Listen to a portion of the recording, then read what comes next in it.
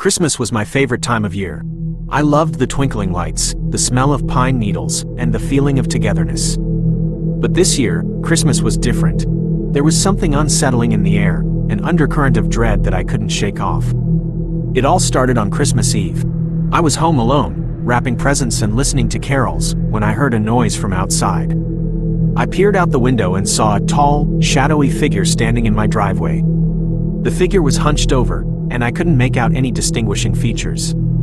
I watched as the figure walked slowly towards my house. I felt a chill run down my spine, but I told myself that it was just my imagination. After all, it was Christmas Eve, and people were out visiting their families and friends. But the figure didn't go away. It stood at the foot of my driveway, staring up at my house. I couldn't see its face, but I could feel its eyes on me. I was starting to panic. I didn't know what to do. Should I call the police? Should I try to talk to the figure? I decided to wait a little longer, hoping that the figure would eventually leave. But as the minutes turned into hours, I grew increasingly anxious. Finally, I couldn't take it anymore. I grabbed my phone and dialed 911. "There's someone outside my house," I whispered into the phone. "I don't know who they are, but they're scaring me." The operator assured me that a police car was on its way, and I hung up the phone feeling slightly relieved. I sat by the window, waiting for the police to arrive.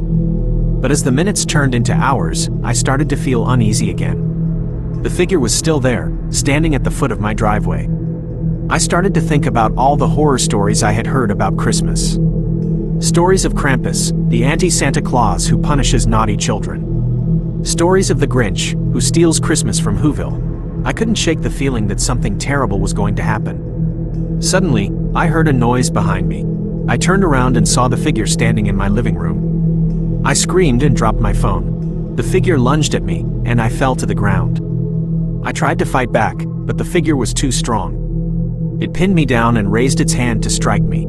I closed my eyes and waited for the end, but the blow never came. Instead, I heard a gunshot. I opened my eyes and saw the figure lying on the floor, blood pooling around it. A police officer stood behind the figure, gun still smoking. The officer looked down at me. "Are you okay?" he asked. I nodded shakily. "I think so," I said. The officer helped me to my feet and led me outside. The other police officers were already there, cordoning off the scene.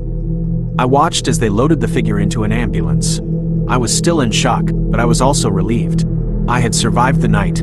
But as I looked up at the Christmas lights twinkling overhead, I couldn't help but feel a sense of dread.